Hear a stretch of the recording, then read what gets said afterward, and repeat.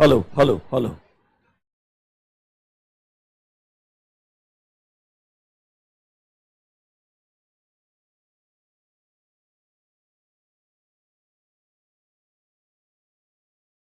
Online students, please confirm. Am I audible and visible to you?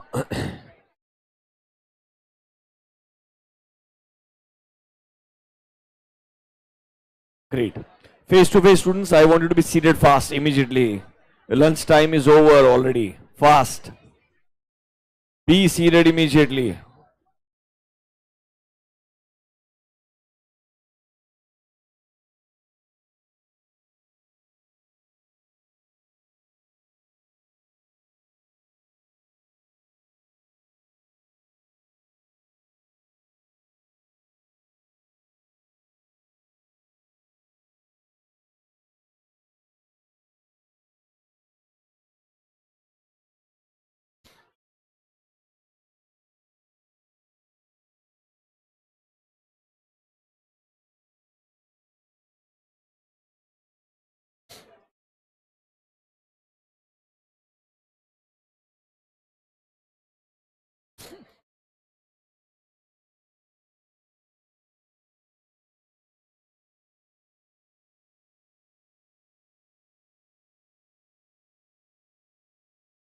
On the left side, please be seated fast.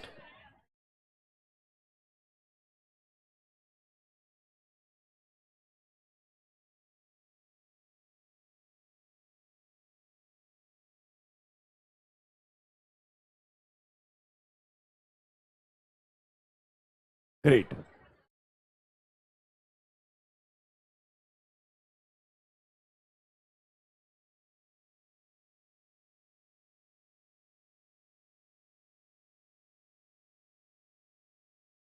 Okay.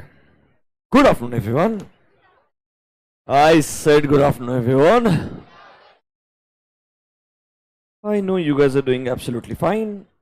Let's continue our discussion. कल हमने आपको strategic management as a subject उसका overview दिया था and we had started our discussion with chapter number 1. First chapter हमने कल discuss करना शुरू किया था. फटाफट से थोड़ा सा revise करेंगे and then obviously we will proceed with our discussion. I want everyone to be sincere and take out your notebooks quickly. In your notebooks, start reading the meaning of strategy, the meaning of the word management, and एक sentence लिखा था strategy should be partly proactive and partly reactive. Till there, read everything जो आपने कल notebook में लिखा था. You have 5 minutes. I do not want to see anyone talking. Quickly start reading fast. Online students, you also follow the instructions.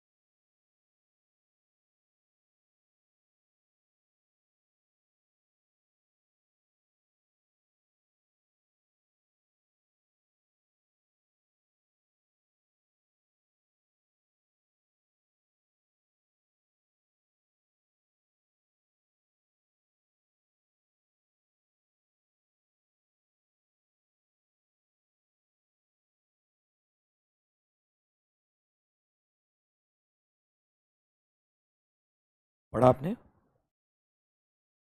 Come to our last discussion जो हमने शुरू किया था. There was a sentence. इन्होंने बोला sir कि we understand the meaning of the word strategy. इन्होंने बोला but sir when you make a strategy keep in mind two elements, one is called as proactive element and one is called as reactive. Proactive का logic क्या था, वो चाहते थे आप थोड़ा सा बिजनेस एनवायरनमेंट को पहले से एनालाइज करके प्रिडिक्ट करने का ट्राई करें दैट फ्यूचर के अंदर क्या नया इस पर्टिकुलर इंडस्ट्री में हो सकता है, ताकि आपको फ्यूचर में आने वाले अपॉर्चुनिटीज को मैक्सिमम पॉसिबल बेनिफिट उठाने का मौका मिले, या फ्यूचर में आने वाले थ्रेट्स से आप अपने आप को डिफेंड कर पाए। ये उनका लॉजिक था प्रोएक्टिव एक्शन का। तो उन्होंने क्या बोला, अगर आप लोग प्रोएक्टिव एक्शंस को अपने स्ट्रेटजी में इंक्लूड करेंगे तो आपका ओवरऑल बिजनेस का फाइनेंशियल परफॉर्मेंस अच्छा हो पाएगा, आपका ओवरऑल जो बिजनेस का परफॉर्मेंस है, मार्केट पोजीशन है, वो इंप्रूव हो पाएगी। वो तो जनरल ऑब्जेक्टिव्स थे। फिर उन्होंने बोला सर प्रोएक्टिव हो कैसे सकते हो। इन्होंने बोला when you make a proactive element और you include a proactive element in strategy, आपको दोनों चीजें इंक्लूड करनी पड़ेगी। क्या दोनों चीजें? नंबर वन, ऐसा हिस्टोरिकल डिसीजन या टेक्निक जो बिजनेस पहले यूज करते आया है पर वो आज भी सक्सेसफुली आपके फेवर में काम कर रहा है,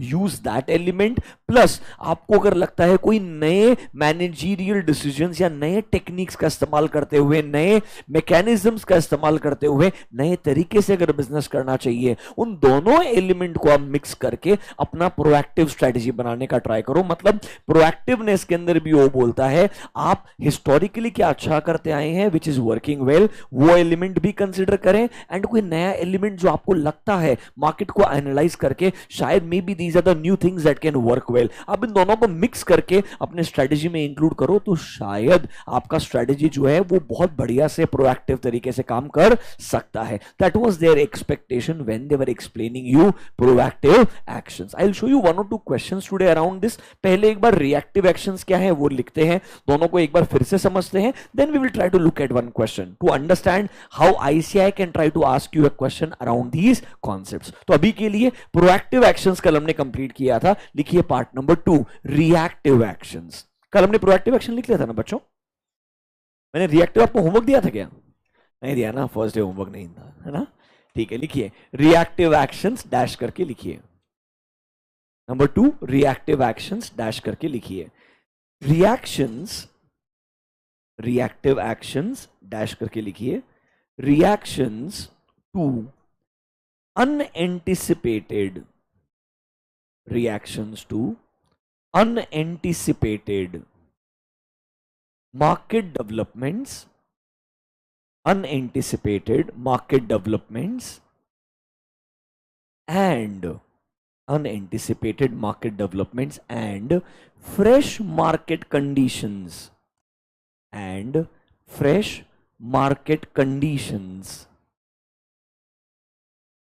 in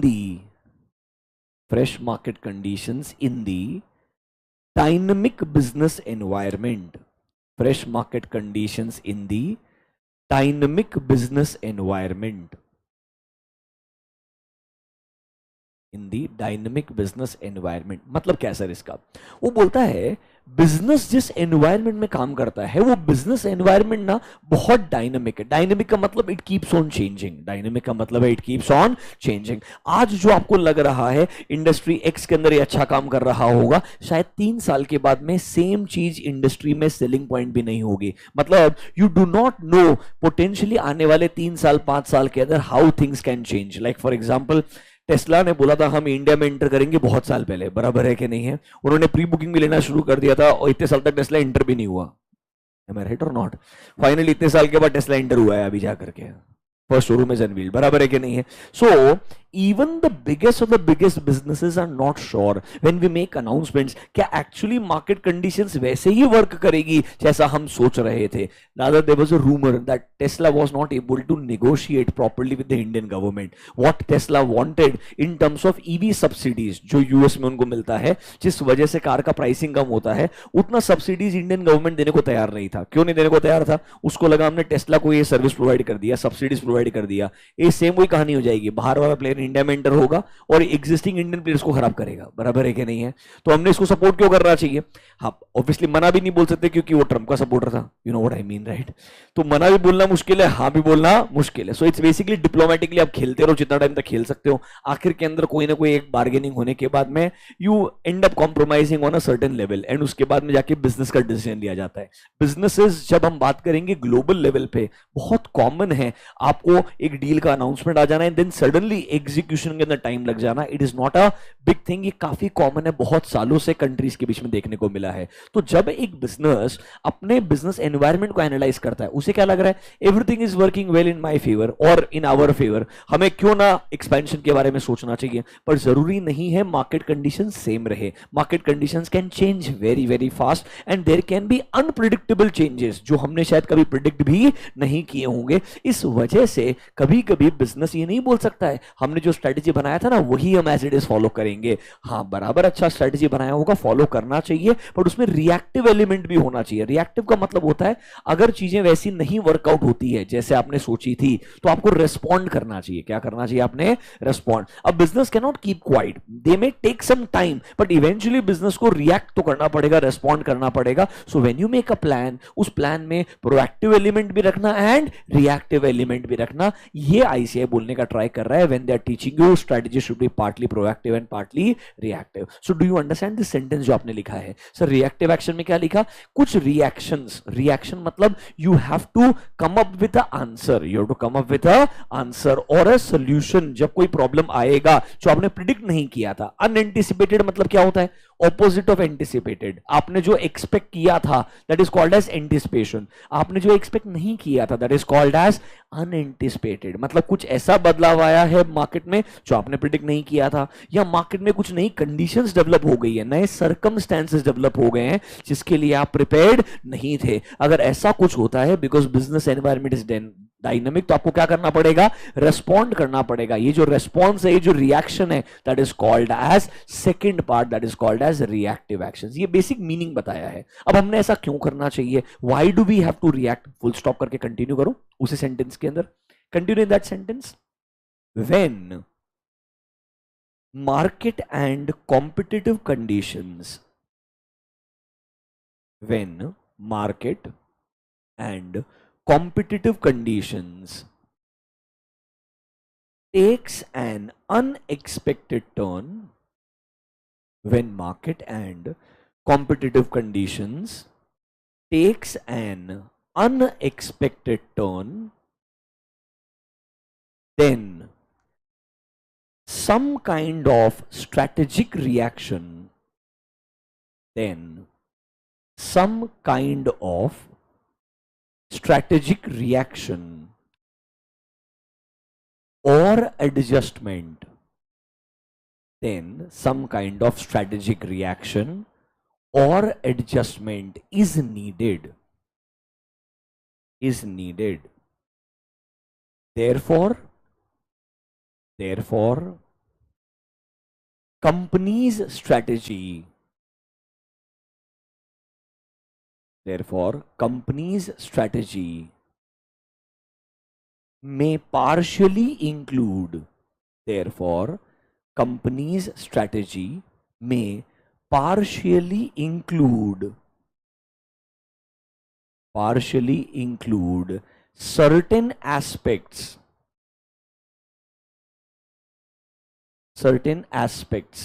which are reasoned response, certain aspects which are reasoned response to unforeseen developments, which are reasoned response to unforeseen developments. Same बात बार बार अलग अलग तरीके से बोलते जाएगा और कुछ नहीं है। आपको बस 4 लाइन लिखने के लिए केपेबल बनना है, that is the problem. Logic तो ना पहले ही 2 लाइन के अंदर ही क्लियर था कि boss there are few things that will take place in the industry. जैसा आप एक्सपेक्ट कर रहे हो वैसा होने वाला नहीं है, आपको रिएक्ट करना पड़ेगा, आपको रेस्पॉन्ड करना पड़ेगा। तो आपके स्ट्रैटेजी के अंदर कुछ ऐसा एलिमेंट आएगा जो आपके लिए ना एक लॉजिकल रेस्पॉन्स रहेगा। क्या रहेगा? एक लॉजिकल रेस्पॉन्स। आपके पास रीजन रहेगा कि मुझे ऐसा रेस्पॉन्ड क्यों करना पड़ रहा है। So there will be a reasoned response कि बॉस मेरी स्ट्रैटेजी में चीजें परफेक्टली काम नहीं कर रही थी, we need to take a U turn, हमें कुछ चीजों को अपने हिसाब से बदल करके आगे जाना पड़ेगा। This element is theoretically called as reactive action. This theoretically is called as reactive action. क्यों सर? जनरली हमें लगता है अगर चीजें आपके फेवर में काम कर रही है तो आपको चेंज नहीं करोगे। When things are not working in your favour only then you will try to find a way. कल मैंने आपको कुछ पढ़ के आने के लिए बोला था, I asked you to read about a company called as LVMH. क्या पता सर, ऐसा बोला था ना तुमको मैंने? गलती से घर जाके पढ़ने का ट्राई किया क्या किसी ने? नहीं नहीं, सच्ची चीज बताओ, किसने 2 मिनट भी स्पेंड किया क्या एटलीस्ट रीड करने के लिए? Raise your hands. नहीं तब मैं डिसाइड करूंगा ना अगली बार बोलना कि नहीं बोलना है। Very good. क्यों बाकी लोगों ने क्यों नहीं सुना? क्या पता सर, सब चीज सुननी थोड़ी होती है और जो बोला वो फॉलो थोड़ी करना होता है। LVMH is one of such businesses जिसने एक्चुअली खुद कुछ बनाया नहीं। ये वो एक क्लासिक स्टोरी है बिजनेस का जो दुनिया के बेस्ट पॉसिबल ब्रांड्स को अक्वायर करते रहा, but the acquisitions were not like something that important. Acquisition के बाद में LVMH ने क्या किया वो सबसे इंपॉर्टेंट है। मतलब this is one of those businesses जिसने बोला हमें एक प्रोडक्ट को ग्लोबली सेल करना आता है, इस प्रोडक्ट को लग्जरी प्रोडक्ट बना करके बेचना आता है, एंड दुनिया भर के लोगों से एक्सेप्टेंस करवाना आता है, और प्रोडक्ट बनाना नहीं आता। तो प्रोडक्ट कोई और बनाएगा। There will always be a designer, बराबर है कि नहीं है? They will keep analysing different set of people. जो उनको लगता है ना कि ये डिजाइनर का प्रोडक्ट अच्छा है, this has a potential, they will go and acquire that business.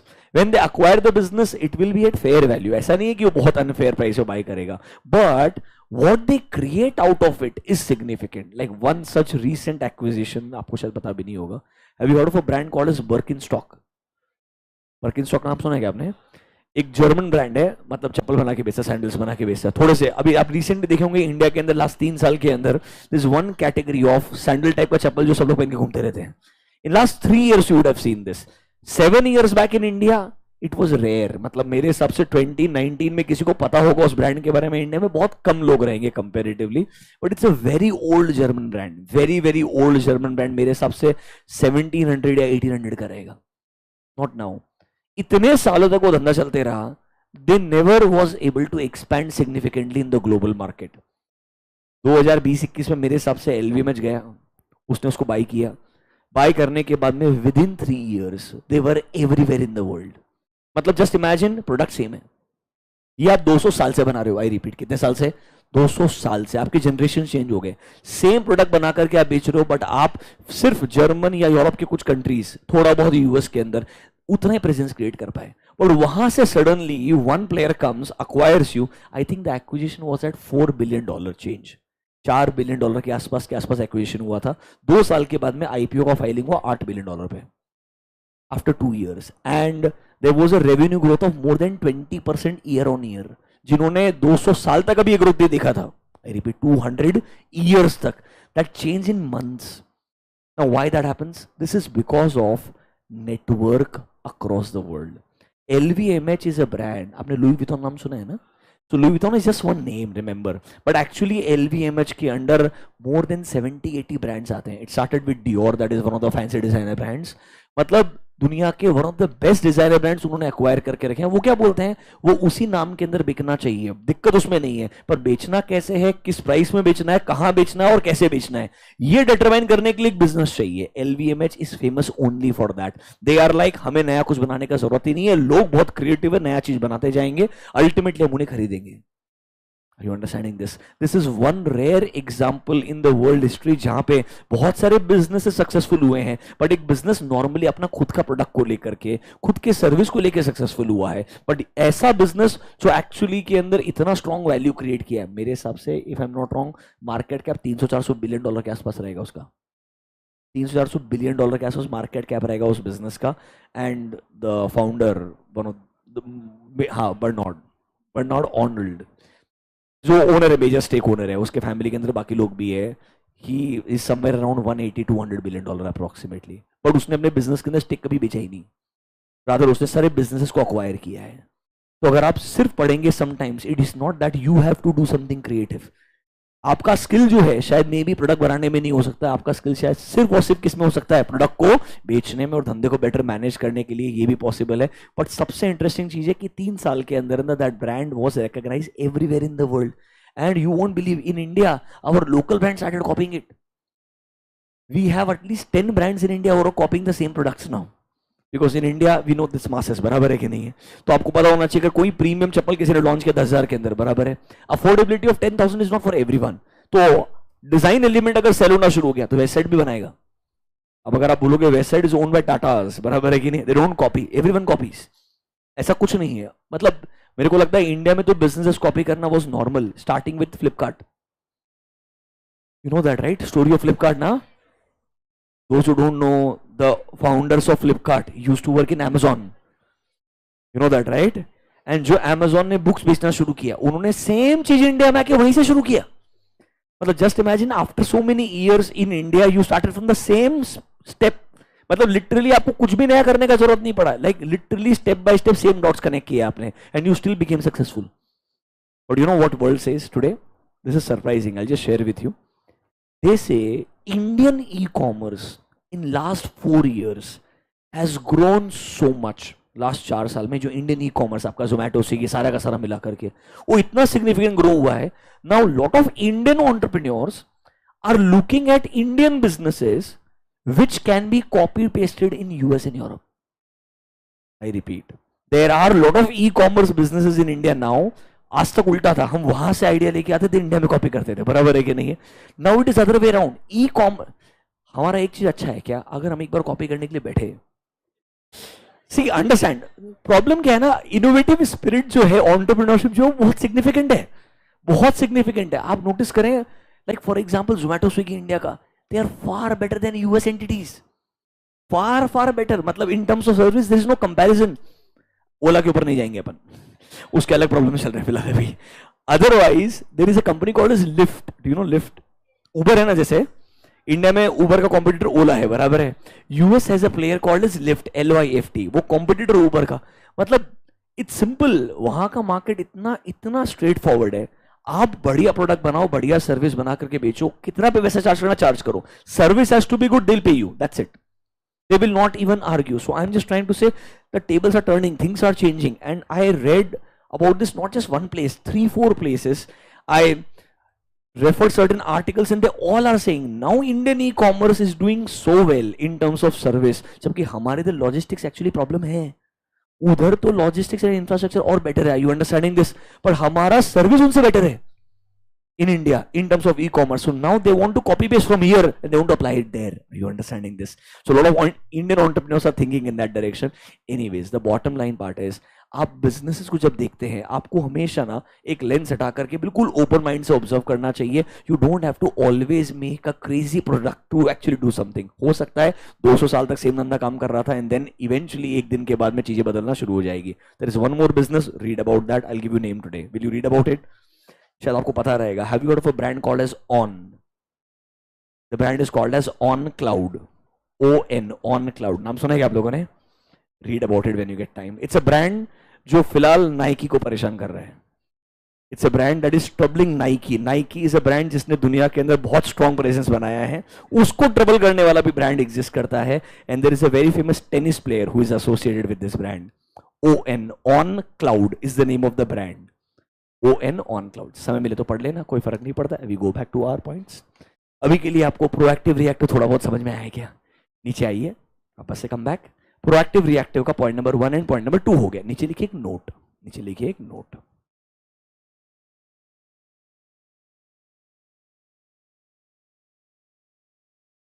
A company uses, note, a company uses both proactive, a company uses both proactive and reactive strategies. Company uses both proactive and reactive strategies to cope up. cope up मतलब होता है problem से deal करना. to cope up with the dynamic business environment. to cope up with the dynamic business environment. cope up with the dynamic business environment. Full stop. Proactive strategy is planned strategy. Dynamic business environment. Full stop. Proactive strategy is planned strategy, whereas proactive strategy is planned strategy, whereas reactive strategy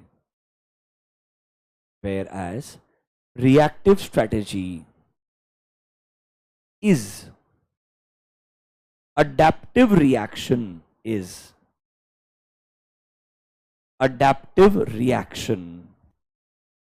to the changing circumstances. Adaptive reaction to the changing circumstances. मतलब जब आप बोलते हो ना proactive, मतलब ये already planned है. आपने ऑलरेडी मार्केट को एनालाइज किया होगा, सोचा होगा आने वाले कुछ साल में maybe this is what will be needed. हम पहले से प्रोडक्ट बनाना शुरू कर रहे हैं. This is a planned strategy. This is called as proactiveness. Reactive ना प्लान नहीं होता. क्यों? आपको पता ही नहीं है ना मार्केट में क्या चेंज ऐसा आएगा जो आप डील नहीं कर पाएंगे. सो रिएक्टिव एस्पेक्ट जो है वो कभी भी प्लान्ड नहीं होता है. वो आपको एक्चुअली में on that time immediate basis पे डिजाइन करना पड़ता है. Like for example things are not working well, now you need to do something जिससे एक्चुअली आप रिएक्ट करके चीजों को क्या कर पाएंगे, ठीक कर पाएंगे. तो रिमेंबर, प्रोएक्टिव हमेशा प्लान्ड एलिमेंट होता है. Reactive is normally a compromise और एन एडजस्टमेंट. इसको हम करेक्टिव एक्शन भी बोल सकते हैं. क्या बोल सकते हैं बच्चों? करेक्टिव. चीजें बराबर नहीं चल रही है, अब कुछ करना पड़ेगा जिससे क्या हो जाए, थोड़ा सा ठीक हो जाए. That can be called as reactive element. Like for example your this business models जो आपको 5 मिनट के अंदर 7 मिनट के अंदर ग्रोसरीज ला करके दे रहे हैं, बराबर है कि नहीं है? डोंट यू थिंक ऐसा एक टाइम आएगा जैसे आज लोग अभी भी सोच रहे होंगे ना, कौन कौन से प्लेयर्स अपने, एक तो स्विगी हो गया मेरे हिसाब से, स्विगी, इंस्टामार्ट, ब्लिंकिट हो गया, ज़ेप्टो भी है, बराबर है कि नहीं है? अभी तो देखो दे आर फाइटिंग, जितना मार्केट शेयर मिल सकता है वो लड़ाई कर रहे हैं, बराबर है कि नहीं है? एक पॉइंट तो ऐसा आएगा ना कि इंडियन कंज्यूमर को समझेगा कि 10 मिनट में पनीर नहीं आया तो चल सकता है. One fine day you will realise it. आज डिसीजन किसके बेसिस पे हो रहा है? उन्हें क्या लग रहा है जो जितना जल्दी डिलीवर करेगा ना वहां से ऑर्डर प्लेस होगा. This is what they are thinking today, बराबर है कि नहीं है? But it is a trial and error method. उनको भी नहीं पता क्या एक्चुअली में कंज्यूमर इसी बेसिस पे आने वाले 5 साल तक ऑर्डर करते रहेगा क्या? डोंट यू थिंक एक पॉइंट के बाद में शायद इंडियन कंज्यूमर क्या डिसाइड करेगा, इधर कितने में मिल रहा है, इधर कितने में मिल रहा है, बराबर है कि नहीं है? सी इंडियन कंज्यूमर का साइकोलॉजी क्या है? आज भी वो क्या करता है, जोमैटो स्विगी दोनों ऐप रखता है, ओला उबर दोनों ऐप रखता है, बराबर है कि नहीं है? सी दिस आई हर्ड 2018-2019 के अंदर when someone in US only was talking about Indian businesses, they said it is very difficult to make money in India. वो दूसरे बंदे ने answer, I don't remember the name, उसने बोला the reason is Indian population is very smart when it comes to consumption. They will spend time to ensure that they consume the best thing at the least price. They will figure it out. उनको लगता है time डाल देना चल जाएगा, कोई फर्क नहीं पड़ता है, बराबर है कि नहीं है? तो आप सोच रहे हो ना that Indian population will get addicted. There is no addiction concept. They will get addicted but there will always be multiple options. और वो सारे ऐप, अभी देखो एक कैटेगरी के लोग होते हैं, वो बोलते हैं अगर एक बार मैंने जोमैटो डाउनलोड कर लिया, स्विगी कौन डाउनलोड करेगा? लोग ऐसे होते हैं जो सोचते हैं. इंडिया में ऐसे नहीं होते हैं. वो बोलते हैं क्या ही फर्क पड़ने वाला है, फोन तो खरीद ही लिया, बराबर है कि नहीं है? स्पेस तो है ही है, डेटा जियो ने दिया ही है, you know what I mean, right?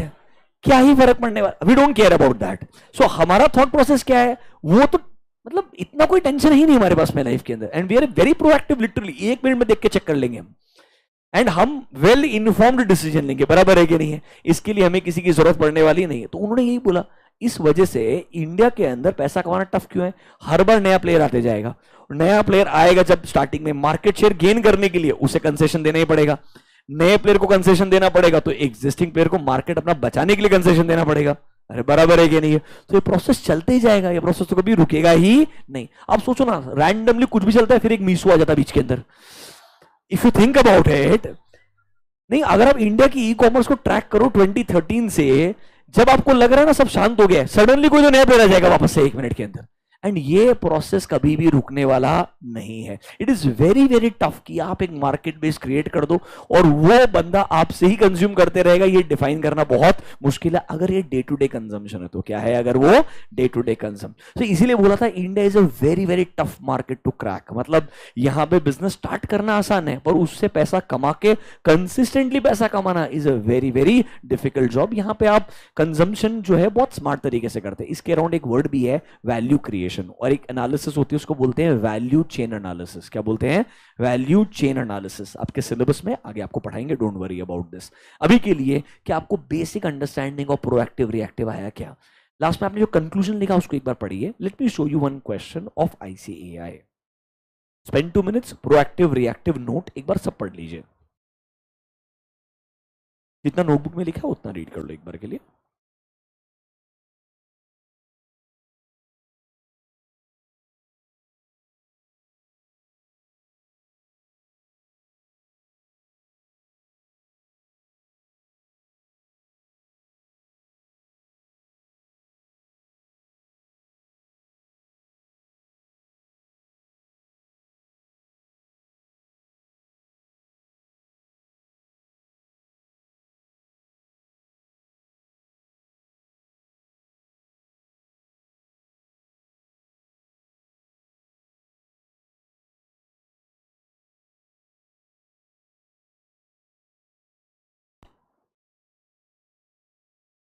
Cope up का मतलब होता है बेटा कि कोई जो प्रॉब्लम है उससे आप कैसे डील कर लेते हैं, that is called as cope up. मतलब फाइट करके उस प्रॉब्लम का सोल्यूशन ढूंढ लेना, अपने आप को सर्वाइव करवा देना, दैट इज कोप अप। चलिए look at, should we look at some questions बच्चों। देखो पहले वार्निंग दे रहा हूं, अभी तक जो पढ़ा है ना उसमें स्ट्रैटेजी वगैरह पे क्वेश्चन नहीं आता। सिर्फ एक ही सेंटेंस था जहां पे क्वेश्चन पूछा जाता है, जो हमने कल डिस्कस करना शुरू किया डिटेल में। Strategy is partly proactive partly react. इस चैप्टर का रादर सबसे डिफिकल्ट क्वेश्चन यहां से आता है। अब आप बोलोगे कैसे, दिखाता हूं 2 मिनट के लिए। ऑडिट में आपको जब क्वेश्चन दिखाया जाएगा तो समझ में आएगा, जो आपने लिखा होगा आपका आंसर परफेक्ट मैच होगा, कुछ वेरिएशन होने का स्कोप ही नहीं है। इधर प्रॉब्लम क्या है ना, थोड़ा थोड़ा धीरे धीरे आपको समझ में आते जाएगा, क्वेश्चन का फ्रेमिंग बदलते जाएगा, कभी कभी उनका आपसे एक्सपेक्टेशन बदल जाएगा, और कभी कभी तो आंसर भी ऐसा रहेगा जो आपके मॉड्यूल में हो ही नहीं सकता है। क्यों, वो जजमेंट के हिसाब से आंसर लिखना था। ऐसे क्वेश्चंस कम होते हैं, बट कुछ कुछ हैं। जब हम डिस्कस करेंगे अपने दिमाग को क्या बोलना है, स्ट्रेस नहीं लेने का। टुडे डिस्कस सेम 5 चैप्टर है, आपका क्यूएनए मॉड्यूल है। लास्ट के अंदर सिर्फ एमसीक्यूज जो केस स्टडी बेस है सारे के सारे वो इकट्ठा करके रखे हुए। तो चैप्टर्स टोटल 5 ही है बच्चों आपके in your Q&A module. 6 chapter is created. यहाँ पे आईसीआई के जितने भी एमसीक्यूज है उन्हें कंपाइल करके एक जगह पे रखा है। एसएम में लिमिटेड है, कंपाइलेशन पॉसिबल है, कर दिया है एक ही जगह पे, तो आपको दिक्कत ना आए। ठीक है, हम जाएंगे एमसीक्यू पे। अभी के लिए chapter number 1 introduction to strategic management, इससे रिलेटेड हमने थोड़ा डिस्कशन किया, तो एक क्वेश्चन पढ़ते हैं। Spend 2 minutes with me, read this question. Question number 2, देखो क्या बोलते हैं।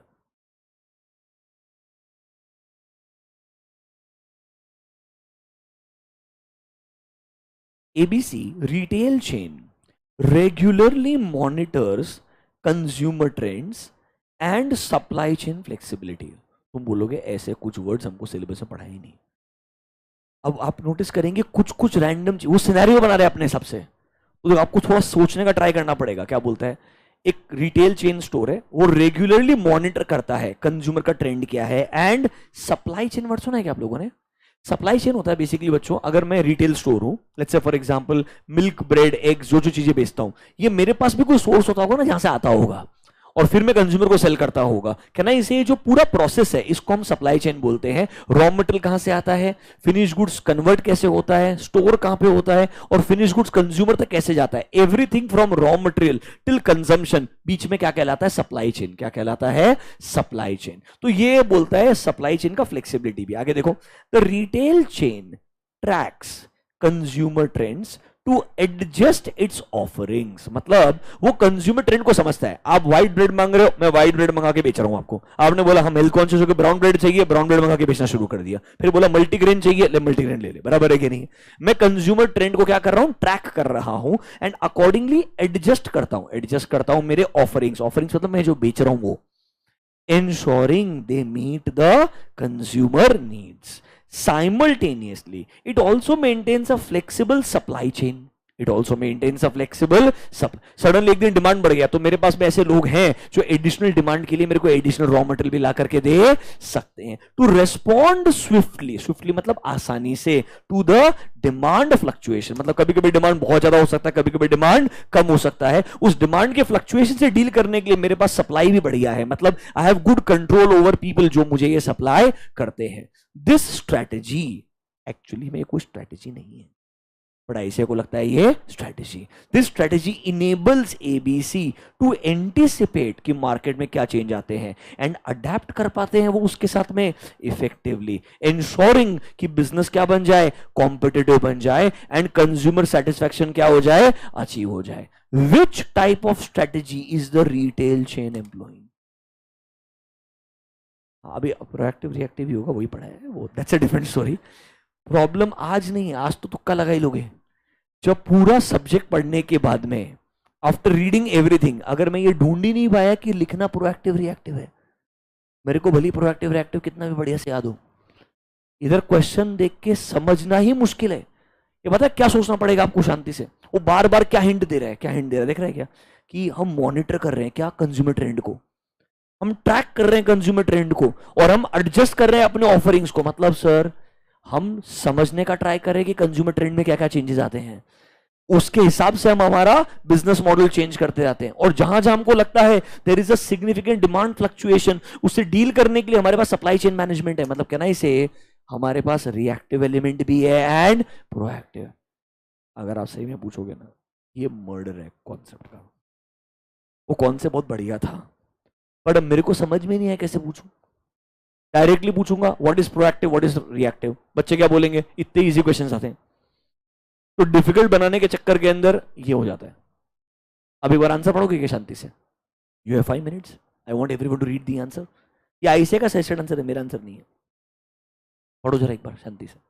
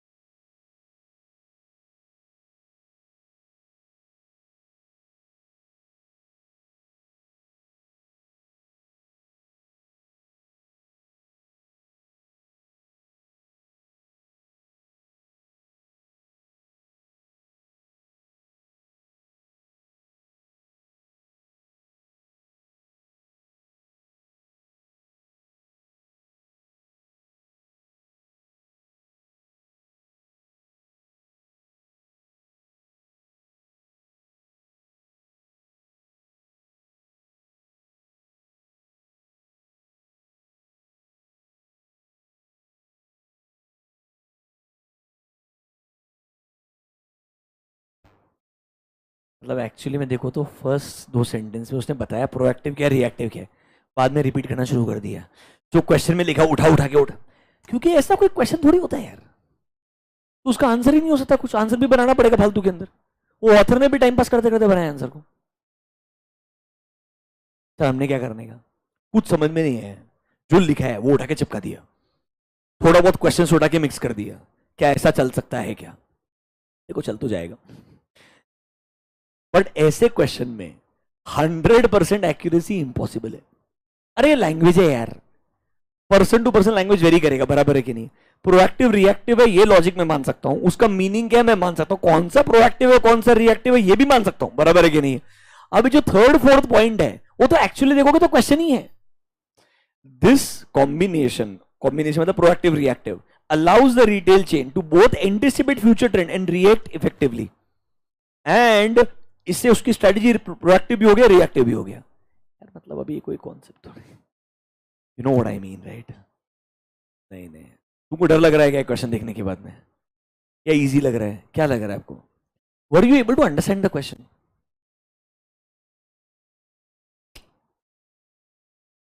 तुम रिस्पॉन्ड करोगे कि नहीं करोगे? नहीं तो ऐसे ऐसे ही करेगा तुम्हारे साथ में. सच्ची बोल रहा हूं मैं, ये मेरे को लगता है आधा कॉन्ट्रीब्यूशन बच चुका है. तुम्हारा रिएक्शन भी ऐसा ही है तो वो बोलते चलने दो, क्या फर्क पड़ता है. Should I show you one more question? आपको अभी समझ में आया क्या प्रोएक्टिव रिएक्टिव की? अभी भी समझ में नहीं है.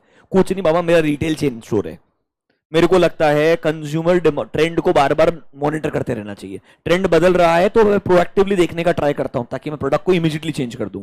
This is my proactive element. और जब सडनली कोई डिमांड फ्लक्चुएशंस वगैरह आ जाते हैं, किस दिन डिमांड ज्यादा किस दिन डिमांड कम, इमीडिएटली रिएक्ट करने के लिए मेरे पास में क्या है, बढ़िया सप्लाई चेन। सप्लाई चेन मतलब बराबर जो सोर्स वाले जो लोग हैं उनसे कनेक्शंस अच्छे रहेंगे, उससे मुझे टाइमली बेसिस पे ज्यादा क्वांटिटी मिल जाएगा, और जिस दिन नहीं बिकेगा वो क्वांटिटी वापस लेके भी चले जाएगा, ताकि मेरा नुकसान क्या हो जाएगा, कम हो जाएगा। That is reaction here, that's it. हम कहां वर्किंग स्टॉक वगैरह कहां जाके, ये बहुत बेसिक है। पक्का समझ में आया आपको? Now should I discuss one more question with you? पक्का? अभी अच्छा क्वेश्चन है ये, ठीक था। सेम कॉन्सेप्ट आपको 5-5 क्वेश्चन मिल जाएंगे। देखो, yummy foods and tasty foods, हाँ ये बकवास चीज में है। मतलब काम का चीज रहेगा, मैं क्वेश्चन दूंगा उस पर रिस्पॉन्ड नहीं करोगे। Yummy foods and tasty foods are successfully competing in the business of ready-to-eat snacks in Patna. Ready-to-eat. Yummy has been pioneer in introducing innovative products. मतलब वो नए नए प्रोडक्ट लॉन्च करते रहता है। These products will give them good sale. अच्छा धंधा चलता है उससे। However, tasty foods will introduce similar products in reaction to the products introduced by yummy. Can I से एक थोड़ा सा आगे चल रहा है, दूसरा वाला थोड़ा वेट कर रहा है, क्या चलेगा उसके हिसाब से डिसाइड कर रहा है, बराबर है कि नहीं है? Taking away the advantage gained by farmer, ऐसा थोड़ी होता है यार। ठीक है, अभी ये बोल रहे तो बोल रहे हैं, अपन कुछ धंधा उनका, अपन कुछ नहीं कर सकते। Discuss the strategic approach of two companies and सबसे problematic question, which one is कैसे डिसाइड करेंगे, मुझे बताओ इतनी इंफॉर्मेशन के साथ में। मतलब with this much information you have to decide who is superior. वो तो छोड़ो, प्रोएक्टिव रिएक्टिव तो समझ में आएगा नहीं है, नहीं अभी थोड़ा और स्ट्रेट फॉरवर्ड लगा कम से कम। ऐसा लग रहा है ना वो क्वेश्चन बनाते वक्त आप जैसे सोच रहा है कि बच्चा तुक्का लगा पाएगा कि नहीं लगा पाएगा, कि मैं क्वेश्चन बना के केस स्टडी को ऐसा चेंज ना कर दूं कि बच्चों को समझ में ना आए लिखना क्या है। पर कभी कभी ऐसा हो रहा है। चलो पढ़ के देखो मेरे साथ में। देखो, yummy foods is proactive and on the other hand tasty food is reactive. चलो वेरी नाइस। ऐसा लग रहा है कि ये लाइन अभी जस्ट आपने थोड़ी देर पहले नोट में लिखा था। देखो जरा, proactive strategy is a planned strategy, whereas reactive strategy is a adaptive reaction to the change in circumstance. Random sentence फेंक दिया उन्होंने एक।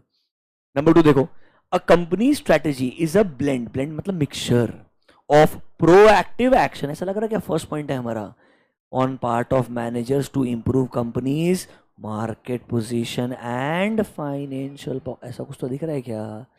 फिर रिएक्टिव एक्शंस में याद है कि reactions to unanticipated developments and fresh market. ऐसा लग रहा है कि सब कुछ उठा वहीं से उठा के कॉपी पेस्ट करते जा रहा है पूरा का पूरा। पक्का? अच्छा एक बात बताओ, एक बिजनेस के लिए कौन सा स्ट्रेटेजी बेटर होता है तुम्हारे हिसाब से? क्या लगता है, प्रोएक्टिव बेटर है रिएक्टिव बेटर है? अरे दोनों ही चीजें चाहिए यार। एक्चुअली में आप ऐसा बोल नहीं सकते। हाँ, अगर आप मुझे पूछेंगे प्रोएक्टिव होने के लिए पैसा बहुत लगेगा। क्यों? आपको मार्केट ट्रेंड समझना पड़ेगा, एनालाइज करना पड़ेगा, आपके पास एक्सपोजर होना चाहिए, एक्सपर्ट्स होने चाहिए। इट्स अ कॉस्टली प्रोसेस, मैं मानता हूं। प्रोएक्टिव होना आसान नहीं है, बट एक्चुअली आप मुझे पूछेंगे सिर्फ प्रोएक्टिव होने से फायदा मिलेगा, कोई गारंटी नहीं है। क्यों? कभी कभी सर्कमस्टेंसेस इतने ज्यादा बदल सकते हैं, अगर आप रिएक्टिव नहीं हुए तो नुकसान ज्यादा हो जाएगा। तो बराबर है, थियरिटिकली आप पूछेंगे proactive is more resource expensive strategy, बहुत रिसोर्सेज लगेंगे, एक्सपेंसिव अप्रोच है। इसके लिए अगर आपके पास बहुत रिसोर्सेज पैसा हुआ तो ही आप ये फॉलो कर पाएंगे। देखिए, इफ ऑर्गेनाइजेशनल रिसोर्सेज परमिट, मतलब अगर आपके पास रिसोर्सेज बढ़िया हैं तो आपने क्या ट्राई करना चाहिए? Proactive rather than reactive. Being proactive is meaning introducing new products, जो आपको क्या देगा, कंज्यूमर्स के माइंड में क्या देगा, एडवांटेज देगा। क्या नहीं? ऐसा लग रहा है कि आप बेसिक से उन्होंने पॉइंट्स उठाया और कंक्लूजन देने का ट्राई किया। अब ऐसे क्वेश्चन अगर एग्जाम में आए, if you ask me bifurcation कैसे होता है, यू विल बी शॉक्ड। एक एक नंबर तो प्रोएक्टिव रिएक्टिव से ढूंढने के लिए मिल जाएगा। उसके बाद में 3 मार्क जो बचा हुआ है, if it's a 5 mark question, 2 mark will be for finding the right answer, which one is proactive, which one is reactive. 3 mark is the remaining game, कि आप प्रोएक्टिव रिएक्टिव के बारे में क्या लिख पाते हैं। अब उसके अराउंड आपके पास में अगर नोटबुक में एक रीजनेबल आंसर है, आप वैसा आंसर मल्टीपल टाइम पढ़ रहे हैं, थोड़ा 2-3 क्वेश्चन प्रैक्टिस कर रहे हैं, according to me 2-3 logical point आप लिख पाएंगे। एक पॉइंट ऊपर नीचे हो सकता है, थोड़ा मैच होगा थोड़ा मैच नहीं होगा, बट ओवरऑल आपका जो अप्रोच रहेगा वो एकदम ठीक रहेगा। इस तरीके के थोड़े से क्रेजी क्वेश्चन ऐसे पूछ सकता है। ये वो क्वेश्चन है जहां पे कोई एक फिक्स आंसर नहीं है। जानबूझ के मैं आपको बोला था इस चैप्टर का सबसे डिफिकल्ट जो एरिया है आंसर देने के लिए प्रोएक्टिव रिएक्टिव है। इसके आगे आपको सारे एरियाज में आंसर स्ट्रेट फॉरवर्ड मिलेगा, कोई दिक्कत नहीं मिलेगी। ऐसा लगेगा जो आंसर बुक में लिखा है वही आंसर वहां लिखा हुआ है, कोई डिफरेंस आपको देखने को नहीं मिलेगा। बट यहां पे ऐसे डिफरेंसेस आपको पक्का देखने को मिलेंगे। So will you do one thing today? Will you go back and try to write one answer today? You have your Q&A book, I will also share this PDF chapter 1 निकाल करके on the group with you. आप notebook में नीचे लिखो, नीचे लिखो notebook में अपने क्वेश्चन नंबर 7 लिखो, लिखो question number 7 of Q&A module, question number 7 of Q&A module, brackets में लिखिए होमवर्क, ब्रैकेट्स में लिखिए होमवर्क। और मैं चाहूंगा वहां पे आप ब्लैंक स्पेस छोड़ें। I want you to leave blank space, leave at least 12 to 13 lines, 10-12 line छोड़ दें। क्यों ऐसा?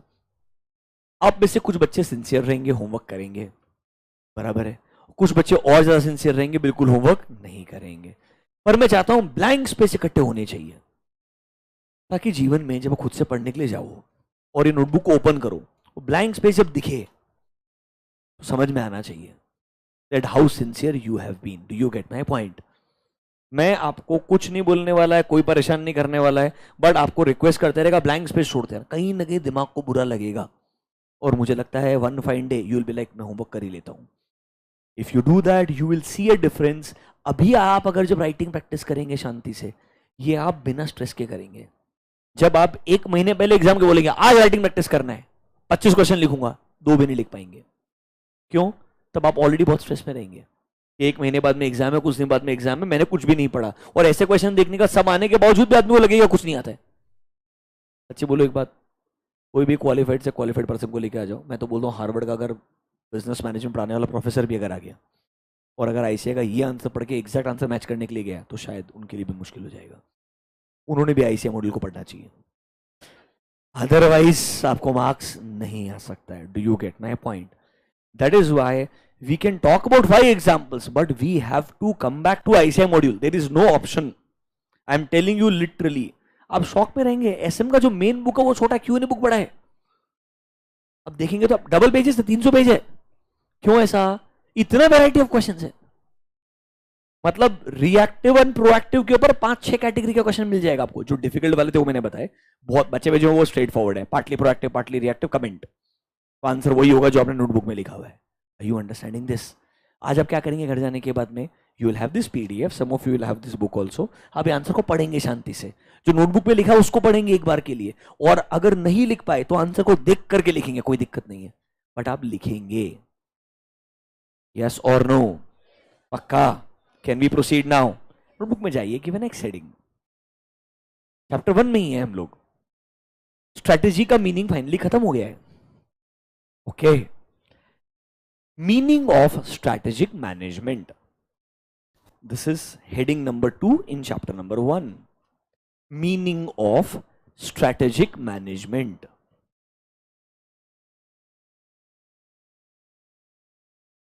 Meaning of strategic management.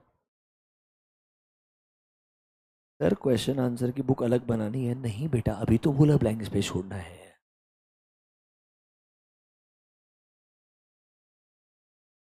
Good morning. Meaning of strategic management. Under strategic management, write down point number 1. Strategic management refers to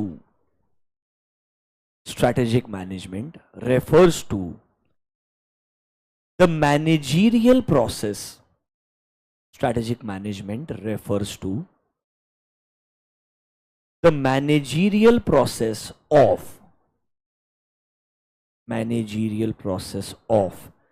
developing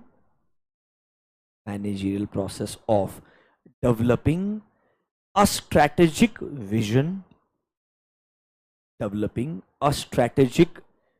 vision, comma,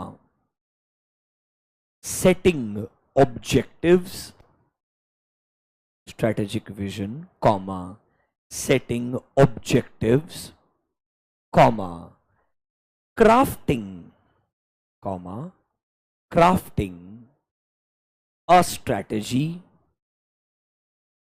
crafting a strategy, comma, implementing and evaluating the strategy, implementing and evaluating the strategy, implementing and evaluating the strategy, and taking corrective actions, and taking corrective actions or adjustments, taking corrective actions or adjustments wherever deemed appropriate, taking corrective actions or adjustments wherever deemed appropriate.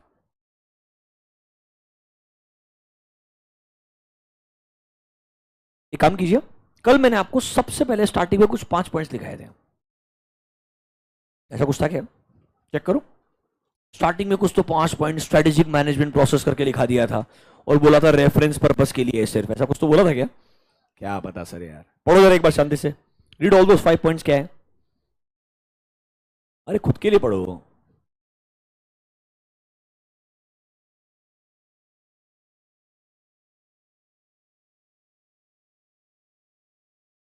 ऐसा बोल रहा था कि where are we, अभी हम किधर हैं, हमें कहाँ जाना है, वहां तक जाने के लिए अलग अलग ऑप्शंस क्या क्या है, बेस्ट ऑप्शन क्या है, and how do we ensure the arrival. शांति से सोचो, अभी जो आपने डेफिनेशन लिखा है ऐसा लगेगा ऑलमोस्ट सेम ही चीज लिखी है आपने। Strategic management is a managerial process जिसमें आप क्या कर रहे हो, you are developing a strategic vision, मतलब एक्चुअली आप अपना विजन डिफाइन कर रहे हो, मतलब where we want to be. याद है विजन के साथ साथ ऑब्जेक्टिव वर्ड भी बोला था मैंने, विजन हो गया, आपके ऑब्जेक्टिव्स हो गया, ये आपको क्या करना पड़ेगा, डिजाइन करना पड़ेगा। फिर क्या करना पड़ेगा, एक सही स्ट्रेटेजी को क्राफ्ट, क्राफ्ट का मतलब होता है स्ट्रेटेजी बनाना, it is preparing, preparing creating is called as crafting, preparing और क्रिएटिंग इज कॉल्ड एज।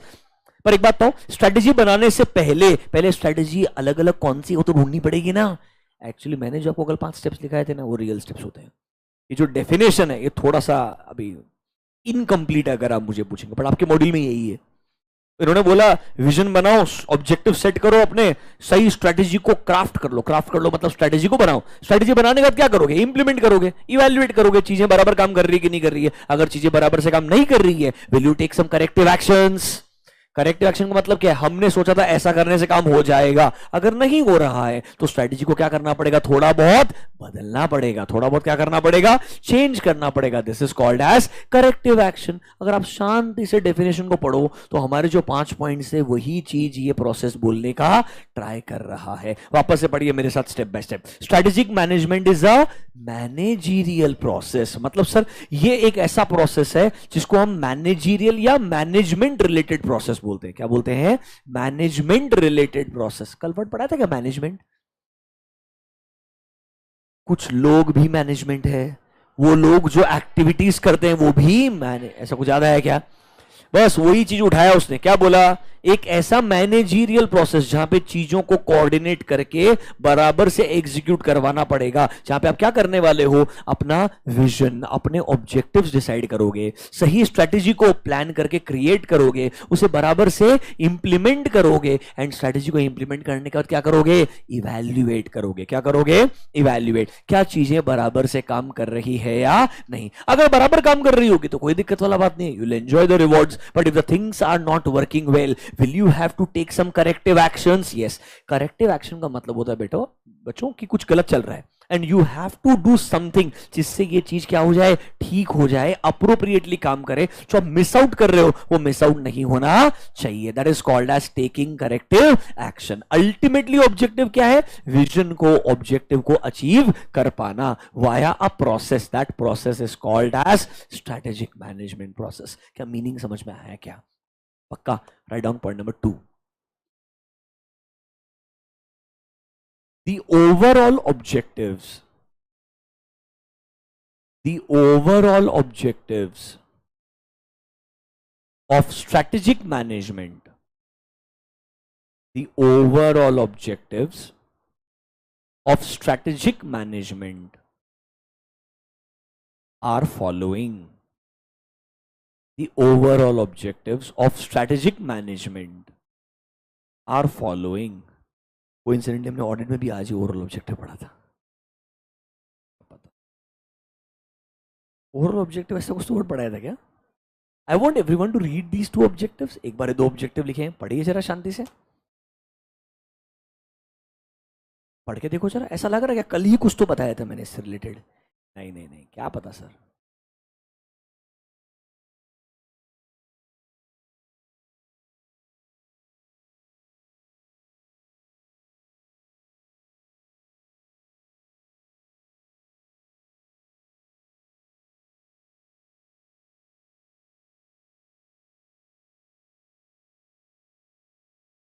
ठीक लग रहा है क्या? नहीं, ये तो सिंपल है यार बिल्कुल. क्या बोलता है फर्स्ट ऑब्जेक्टिव? क्या बोलता है देखो, to create which advantage.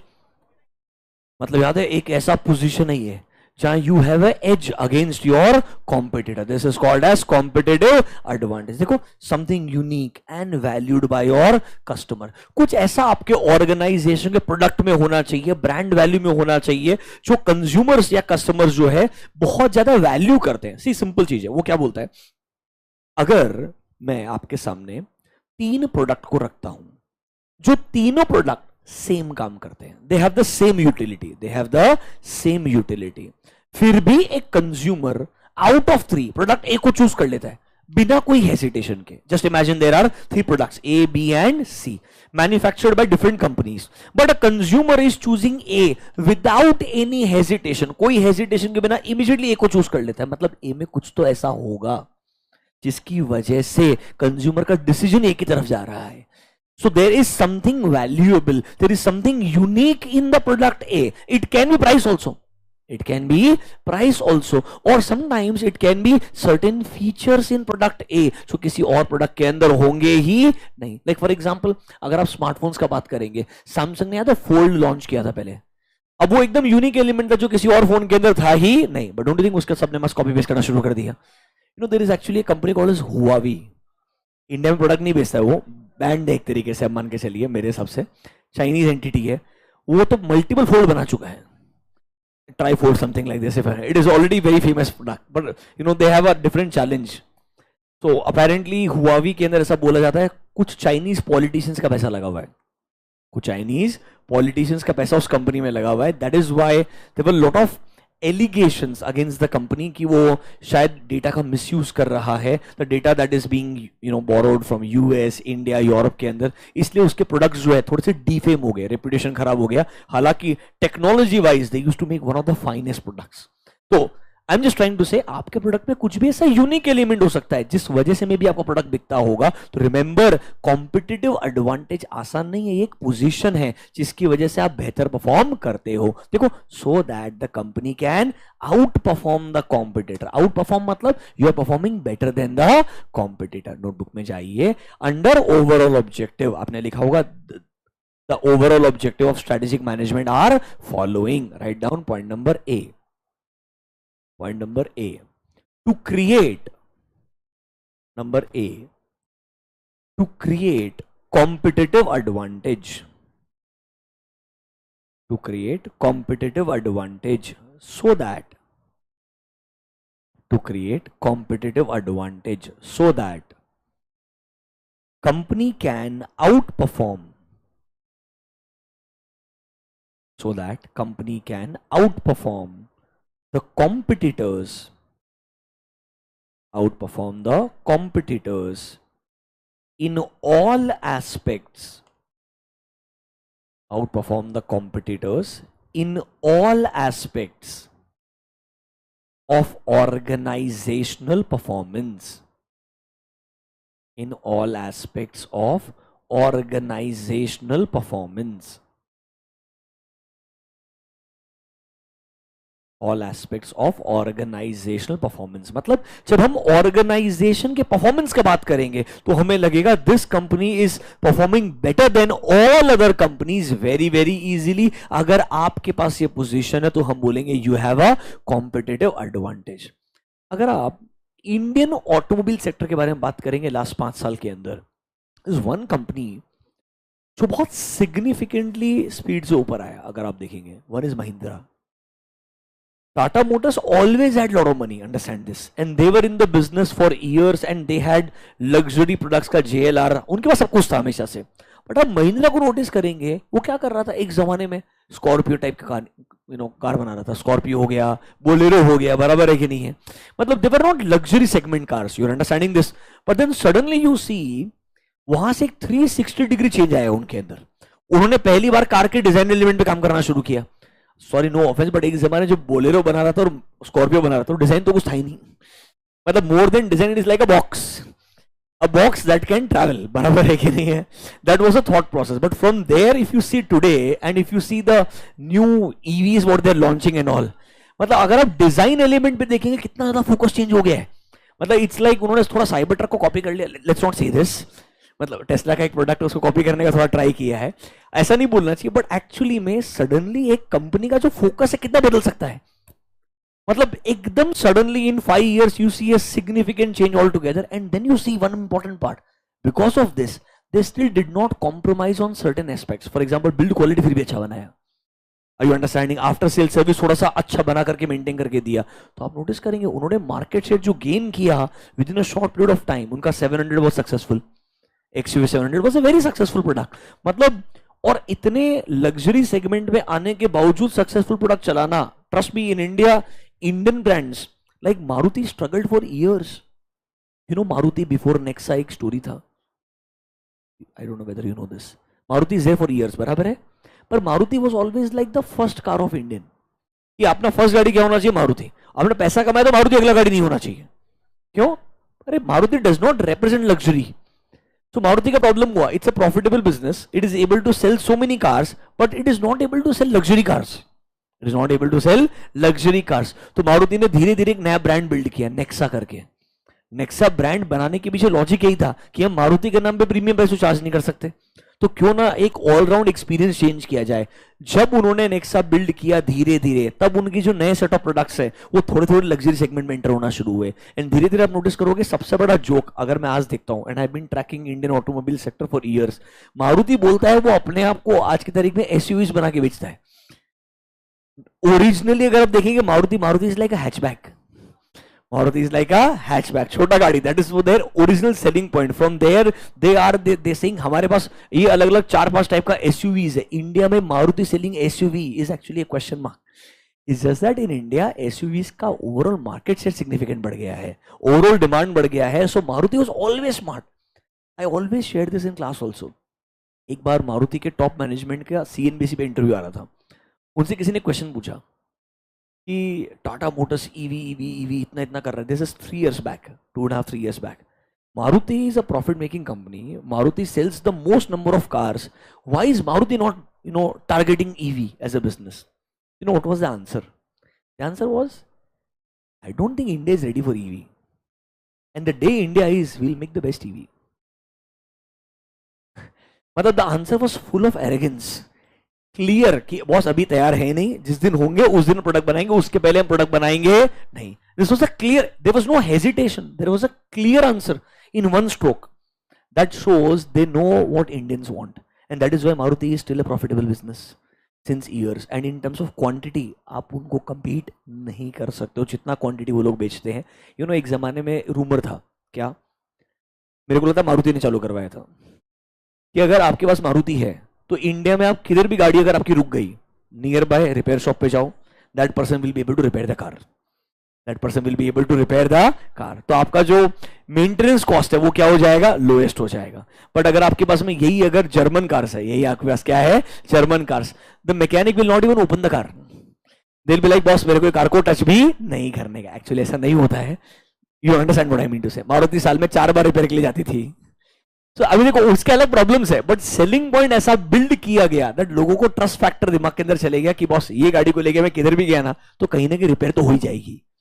So slowly you don't know what works in your favor. So sometimes it is not the build quality, sometimes it is repairs आसानी से हो सकता है, that becomes your competitive advantage. So competitive advantage can be literally anything, but इसकी वजह से अगर आप better perform कर पाते हो, so आपका main objective पूरे strategic management का एक ही है, किसी न किसी तरीके से business के पास क्या होना चाहिए, competitive advantage होना चाहिए. Write down objective number 2. बहुत simple है ये तो. To guide the company successfully, to guide the company successfully, to guide the company successfully through all the changes, to guide the company successfully through all the changes, to guide the company successfully through all the changes in the business environment. Through all the changes in business environment. मतलब business environment dynamic, it keeps on changing. Because it keeps on changing, हमें थोड़ा सा time to time evaluate करना पड़ेगा environment में क्या क्या changes आने वाले हैं, अकॉर्डिंगली हमने एज ए बिजनेस कैसे रेस्पॉन्ड करना चाहिए. तो स्ट्रेटेजिक मैनेजमेंट आपको दो अलग अलग ऑब्जेक्टिव अचीव करने में हेल्प करता है. पहला ऑब्जेक्टिव सबसे इंपॉर्टेंट है, अगर आप मुझे पूछेंगे ना, the first objective is the most important one. क्या? We will be able to create what sir, competitive advantage. दूसरा वाला सिंपल है यार, बिजनेस में डायनेमिज्म है, there will be changes, I will be able to deal with the same. ये आपका simple सा ऑब्जेक्टिव है. 2 मिनट स्पेंड करो शांति से, एक बार ठंडे दिमाग से पानी पियो एंड उसके बाद में रीड करो meaning of strategic management. Drink some water, पानी पीते रह करो बीच बीच में, वरना दिमाग बंद हो जाएगा, स्लो भी नहीं होगा. तुम लोग लंच कंट्रोल में कर रहे हो कि नहीं कर रहे हो? मुझे तो तुम्हारा लंच टाइम कट कर देना चाहिए, थोड़ा कम करना चाहिए. तुमको बहुत ज्यादा ब्रेक मिल रहा है, तुम उसमें नैप भी ले रहे हो, मेरे को ऐसा लग रहा है. You have lunch from 1:45, right? 1:45 to 2:30. Am I correct? I'm asking you. सब लोग टाइम फॉलो कर रहे हैं कि नहीं कर रहे वो देख रहा हूं मैं. 1:45 to 2:30 बराबर ना? बहुत हो गया 45 मिनट्स. अभी तुम प्रॉब्लम्स लेके मत आना शुरू कर दो यार.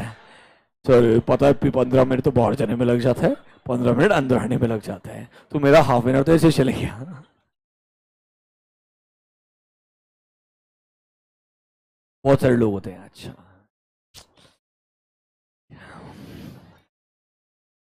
क्या प्रॉब्लम्स है यार.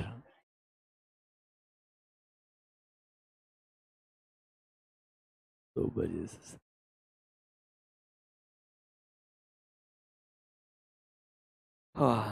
एनीवेज जाने दीजिए. You come back, you read the meaning of the word strategic management and read the overall 2 objectives. क्या आप अचीव करना चाहते हैं, एक बार रीड कीजिए अभी.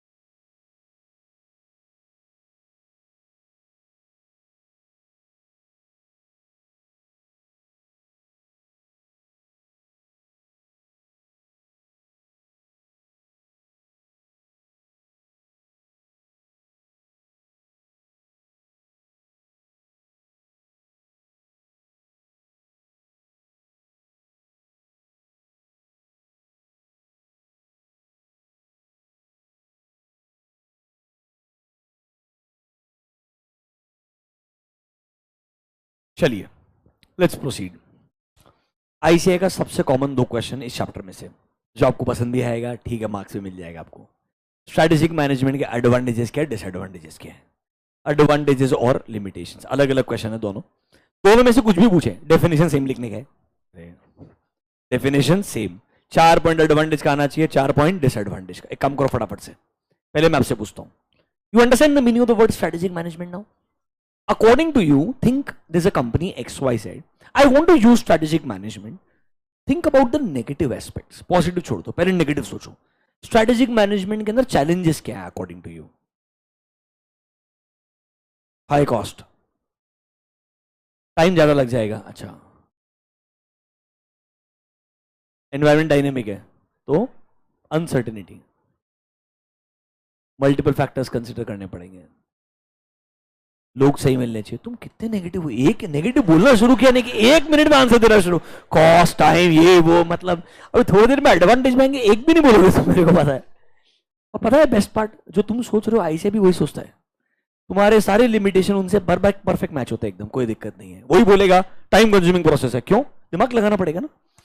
You'll have to sit and analyze the data. You'll have to think कि मैंने एक्चुअली में क्या नया स्ट्रेटेजी बनाना चाहिए. So it's a time consuming process.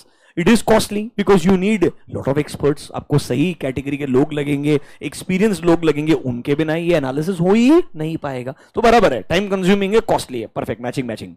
एक क्या बोला था तुमने? डायनेमिक है बिजनेस एनवायरमेंट. ओके कि बिजनेस एनवायरनमेंट इतना डायनेमिक है, आप अल्टीमेटली कितना भी प्रोएक्टिव होने का ट्राई करो, शायद कुछ चीजें आपको तब भी समझ में नहीं आएगी. That is one way to look at it. और कुछ नेगेटिव सोचना है? Yes. Rapid development technologies are changing so fast that may be आपने आज जो इंप्लीमेंट किया आने वाले कुछ टाइम के बाद में वो ऑलरेडी ऑब्सोलीट हो जाएगा. ओके अच्छे सोच रही है बच्ची, पर आई से मैच नहीं होता. Your actually logic is correct, you are not wrong at all. हाँ स्ट्रेटजी गलत भी जा सकती है. ठीक है. Okay future uncertainty, unpredictable consumer behaviour, ये तो बहुत बराबर है. ठीक है. Plans do not guarantee success. अभी तुम चैट जीपीटी का इस्तेमाल करना बंद कर दो. This is not good. Anyone else? और कोई लिमिटेशन लगता है? सोचो ना. वो टाइम वेस्ट हो गया, समझ गया हमको. कुछ और अच्छा सुना नहीं है, इसीलिए 4-5 बार बोलते रहता मैं. एक आध बार तो सुन ही लोगे. बहुत कॉम्प्लेक्स प्रोसेस है. हाँ डेफिनेशन देख के लग रहा था. यार कॉम्प्लेक्स तो मत बोलो यार, आसान है प्रोसेस तो यार. हाँ बोलो. Sorry, trial and error involvement है इसमें. अच्छा ठीक है. This no guarantee. ठीक है. Not a one time activity, बार बार करते रहना पड़ेगा. तो ये अच्छा चीज है कि बुरा है? बुरा है ना यार. Okay. Judgement and opinion based decisions. And I am judging you, your name is ice cream. क्या बोलने का, क्या क्या नाम रखते हैं लोग. रियल उसका नाम आइसक्रीम है यार. हाँ पीछे एक सेकंड. हाँ उसको कॉपी भी कर सकते लोग. हमने खुद ने कॉपी किया होगा तो वो भी तो हो सकता है ना. But your thought process is right. People may actually imitate the same. Okay result जल्दी नहीं मिलता. इनकरेक्ट स्ट्रेटजीज में लीड टू लॉसेस. बराबर है. एक पॉइंट है जो आप यहां पे आइडेंटिफाई नहीं कर पाए. ये बोलते हैं कि जब आप स्ट्रेटेजाइजिंग करेंगे, competitor will not be sleeping. It is always difficult to predict your competitor's response. It is always difficult to predict your competitor's response. You may think this is the finest product we are bringing in the market. Still, there can always be a better product in the market जो आने वाले time में आपका competitor लेके आ सकता है. आपको लग रहा होगा हमारा approach towards business is one of the best. Maybe your competitor has something else already in the plan. तो इसीलिए एक बहुत बड़ा रिस्क होता है कि आप ना एग्जिस्टिंग चीजों के बेसिस पे थोड़ा कंज्यूमर वगैरह का प्रोएक्टिव एस्पेक्ट को कंसिडर करके स्ट्रेटेजी बनाते हो. बट वन एलिमेंट जो बहुत डिफिकल्ट होता है प्रेडिक्ट करना, that is your competitors response. How will they actually respond, ये समझना थोड़ा सा क्या होता है, मुश्किल होता है. वो भी एक नेगेटिव एलिमेंट है. बाकी ओवरऑल लेवल पे जो आपने बोला बिल्कुल सही है, वही मेजर लिमिटेशंस है. Let's spend 5 minutes, let's understand what limitations ICI has to tell you. So in your modules, this is on page number 1.8, you will see a heading called as limitations of strategic management.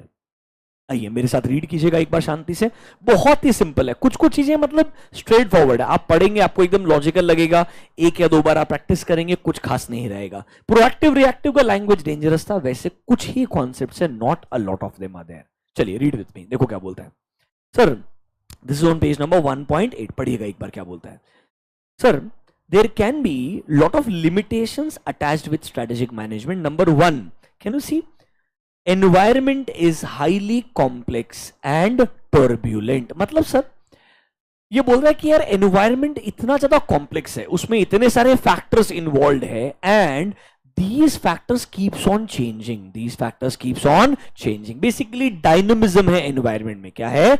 Dynamism. जो आज आपको बराबर लग रहा है 3 साल बाद same ही चीज बराबर लगेगी. There is no guarantee. Things will keep on changing very very fast. इसीलिए स्ट्रेटेजाइजिंग करना, और आप ये शायद एक्सपेक्ट नहीं कर पाएंगे एनवायरमेंट में क्या नेक्स्ट बदलाव आ सकता है, तो आपका स्ट्रेटेजी में फेल टू अंडरस्टैंड और predict certain changes in the environment. देखो, it is difficult to understand the complex environment and exactly pinpoint how it will shape up in future. मतलब पूरा बिजनेस एनवायरमेंट समझेंगे. एक बात बताओ ना यार, एक क्वेश्चन है आपसे, वो ऐसा बोल सकता है क्या कि नहीं भाई मेरे को इस इंडस्ट्री में हर एक एलिमेंट इतना परफेक्ट पता है कि when I come up with a product 100% ये आने वाले 5 साल 7 साल के लिए फुल प्रूफ है?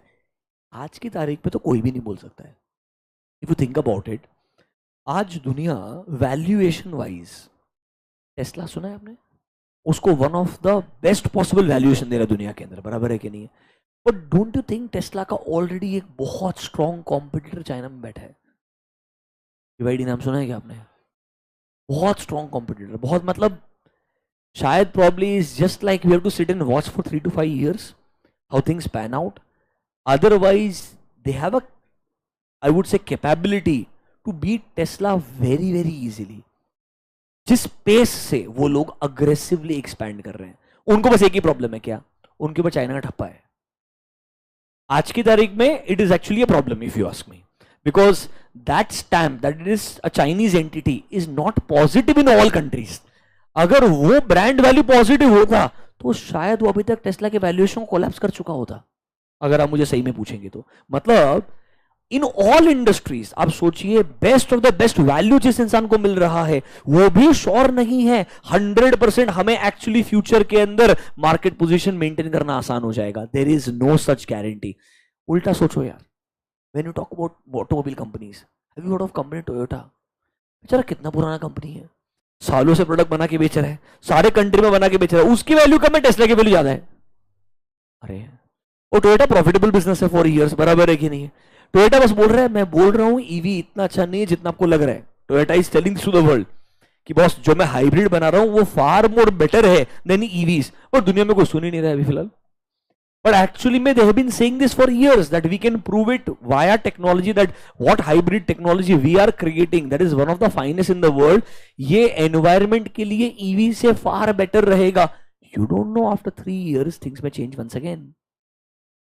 It's very very difficult to predict कि चीजें हर बार वैसे ही होगी. Rather बच्चों, आज तो ऐसा बोला जाता है, businesses don't make a plan for 5 years. Businesses make nowadays plan for 2 to 3 years on a higher side. Actually businesses keeps on changing so fast. आप दूसरा जो कंपनी है Nvidia, अगर नाम सुना होगा आपने, लास्ट 1 साल के अंदर जो उस कंपनी का राइज हुआ है, उसके पहले किसी को वैल्यू नहीं था उस कंपनी का. मतलब one of the biggest investors exited that business thinking कि इस बिजनेस में कुछ होने वाला नहीं है. And from there, because of chips and AI, that this can be the next future in the world, the company rose to such a level that it became out of control. I am just trying to say, दुनिया में technology का absorption इतना fast है comparatively कि अब 5 साल का, 7 साल का, 10 साल का प्लानिंग बहुत टफ है. तो ये जो लिमिटेशन है ना कि एनवायरनमेंट बहुत कॉम्प्लेक्स है एंड उसमें बहुत सारे एलिमेंट्स है, कोई भी परफेक्टली पिन पॉइंट नहीं कर सकता है फ्यूचर में कैसे शेप होगा. देखो, आपका जो एस्टिमेट है अबाउट द फ्यूचर में ऑफली गो रॉन्ग. आपको जो लग रहा था शायद वैसा बिल्कुल नहीं होगा और आपके सारे के सारे प्लान्स क्या हो जाएंगे? जेपर्डाइज, मतलब पुट इन डेंजर. आपके सारे के सारे प्लान जो है they will be in danger. वो कुछ भी अचीव नहीं कर पाएंगे. एक बार सोचिए शांति से, एक जमाने में have you heard of a brand called as Sony? आज भी है, but once it used to be one of the best brands. बराबर है कि नहीं है? when it comes to electronics or anything. बराबर है? then have you heard of a company called as Yahoo? They were the pioneer. मतलब you know that Google के founders went to Yahoo, please buy us out. Are you understanding this? Yahoo said no. Then Yahoo went to Google and to a lot of companies and it was not able to sell also itself properly at right time. They say one of the biggest or the most unfortunate companies in the world has been Yahoo. Like they were at right time, they did all right things, but they never got the right value. ऐसे भी होता है companies के साथ में. But Yahoo was one of the most unfortunate companies in the world. So I am trying to say ये बोलना बहुत आसान है कि आप perfectly सब कुछ predict कर सकते हो. There is always, remember, no guarantee. Environment बहुत ज़्यादा complex है and unpredictable है. How it will change, when it will change, it is very difficult. देखो environment के जो effects है वो organization पे significant आते हैं. आपके suppliers पे आएंगे, customers आएंगे, सबके ऊपर impact आएगा. सर रिमेंबर, सिर्फ एक स्ट्रेटेजी पे ब्लाइंडली रिलाई करना can actually go absolutely wrong. एक बहुत डिफिकल्ट एग्जांपल दिया है, पढ़ के देखिए क्या बोलता है. टू व्हीलर ईवीज, उनको शायद ओला इलेक्ट्रिक के बारे में पता था. Counted on strategic benefits they would have because of huge push from government for electric mobility. However, customers are getting reluctant to purchase EVs due to safety concerns. वो scooter चल गया ना कुछ, ठीक है, सुना है क्या आपने? Frequent incidents of battery. And if I am not wrong, कल या परसों हेडलाइन आया था, ओला इलेक्ट्रिक का तो स्टोर ही बंद हो गया महाराष्ट्र के अंदर.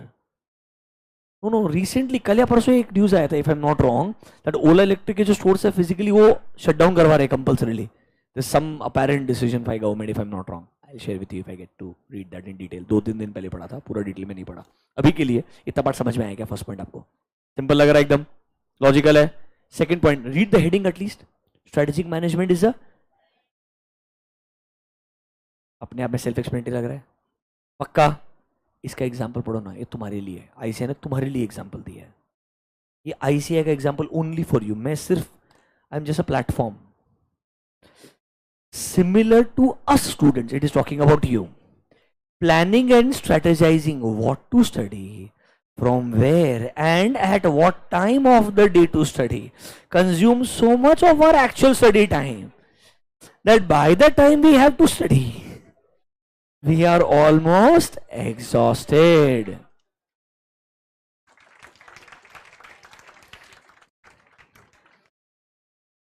Similarly, in business, if way too much time spent on planning and formulating, it may not be fruitful. यार क्या एग्जाम्पल है यार, हमें अच्छा लगा सर. कोई बात नहीं, मैचिंग है सब कुछ. You understand point 1 and 2? थोड़ा इजी लग रहा है, लॉजिकल लग रहा है पक्का. चलो नोटबुक पे जाइए, write down next heading. Strategic management. Heading मतलब स्ट्रेटेजिक मैनेजमेंट में कितने पॉइंट लिखे आपने? 1 and 2, 2 पॉइंट लिखे आपने. This will be point number 3. Limitations of strategic management process. Limitations of strategic management process. Limitations of strategic management process. Under limitations, obviously we will discuss 4 points. Let's start with point number A. Write down point number A. Limitations में लिखिए point number A. Strategic management is a time consuming process. Strategic management is a time consuming process. अभी सिर्फ इतना लिखने से marks नहीं मिलेगा, इसके आगे एक सेंटेंस एटलीस्ट लिखना पड़ेगा. Is a time consuming process. आपने सही बोला, बराबर है, बट वो एक्सपेक्ट कर रहा है कि इसके आगे भी एक सेंटेंस एक्सप्लेन तो करो क्या है टाइम कंज्यूमिंग. इसमें डैश करके लिखो, टाइम कंज्यूमिंग प्रोसेस डैश करके लिखो. Strategic management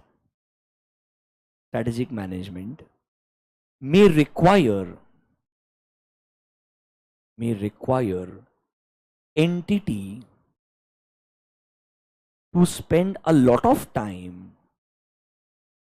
may require the entity to spend a lot of time in preparing and communicating. Spend lot of time in preparing and communicating these strategies. Preparing and communicating these strategies which may impact negatively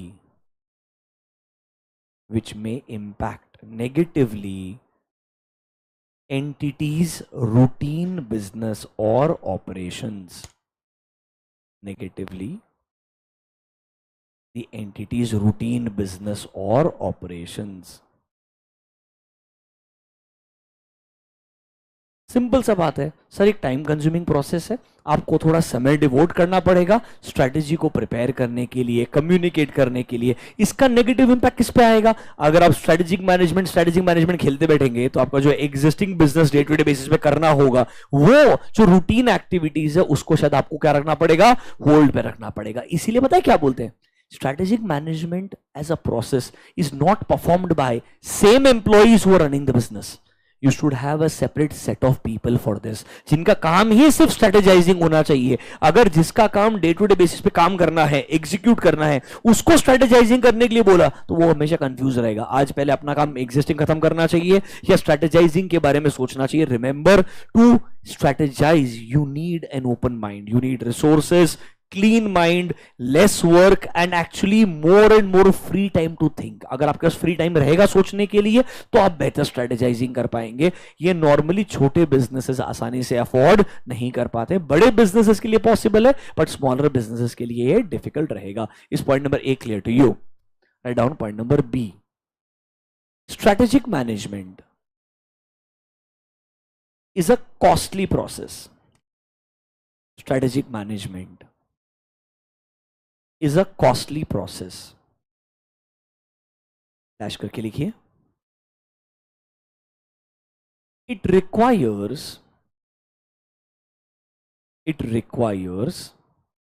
expert strategic planners, requires expert strategic planners and other specialists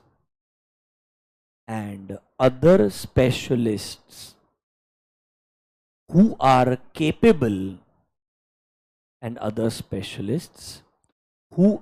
capable of analyzing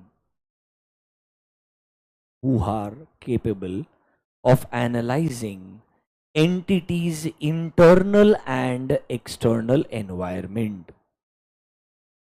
Who are capable of analyzing entities internal and external environment.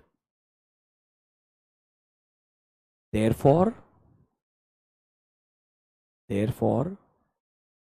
small organizations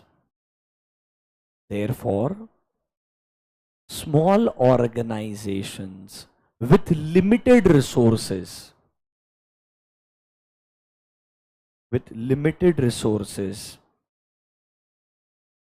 may not be able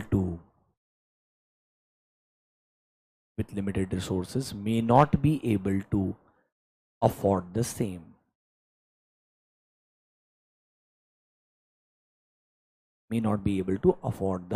मतलब आपको ना थोड़े specialist and experts को higher करना पड़ेगा जो actually में entity का इंटरनल एनवायरनमेंट, एक्सटर्नल एनवायरनमेंट क्या होता है दोनों आगे आने वाले हैं। अभी के लिए एम्प्लॉयज हो गए, आपके existing research and development technologies हो गए, ये सब इंटरनल एस्पेक्ट्स हो गए। External is your pestle, political, economic, socio technological, legal factors, they are called as external environmental factors. इन सबको एनालाइज करना पड़ेगा। So you need right set of people जो ये एनालाइज करके आपको स्ट्रेटेजिक मैनेजमेंट परफॉर्म करने में हेल्प करेंगे। ये आसान चीज नहीं है। तो अगर छोटे ऑर्गेनाइजेशन है जिनके पास लिमिटेड रिसोर्सेज है उनके लिए ये फायदेमंद नहीं होगा। Organisations with high level of resources में easily be able to do this. क्या आपको दो लिमिटेशन समझ में आए क्या? कौन कौन से? Time consuming and costly. BCom level है एकदम। देखो कुछ चीजें आपको समझी होगी बहुत स्ट्रेट फॉरवर्ड है, कुछ चीजों में थोड़ा सा लैंग्वेज क्या है, चैलेंजिंग है। एक बार समझ में आया, एक बार बराबर से लिखा, उसके अराउंड दो क्वेश्चंस को देखा, आपको धीरे धीरे कंफर्टेबल फील होना शुरू होगा। Is this clear to you? पक्का? बचे हुए दो लिमिटेशन कल डिस्कस करेंगे and will close it off. Will you go home and read all this? Will you also go home and finish the homework? पक्का? वरना ब्लैंक स्पेस इकट्ठा करते जाओ, कोई दिक्कत नहीं है। I will see you tomorrow, enjoy, have a good day, bye bye.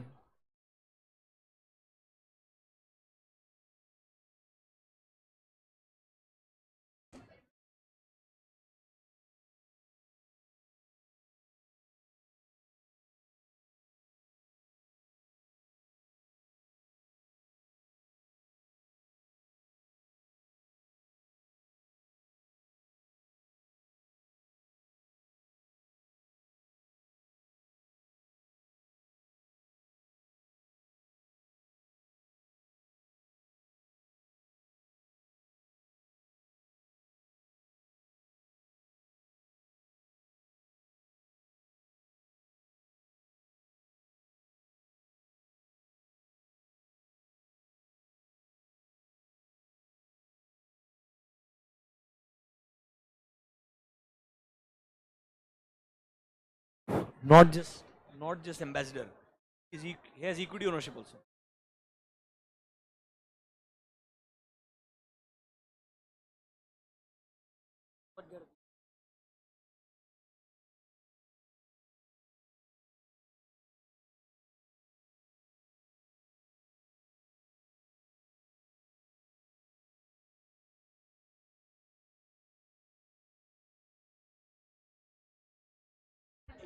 ABC retail chain.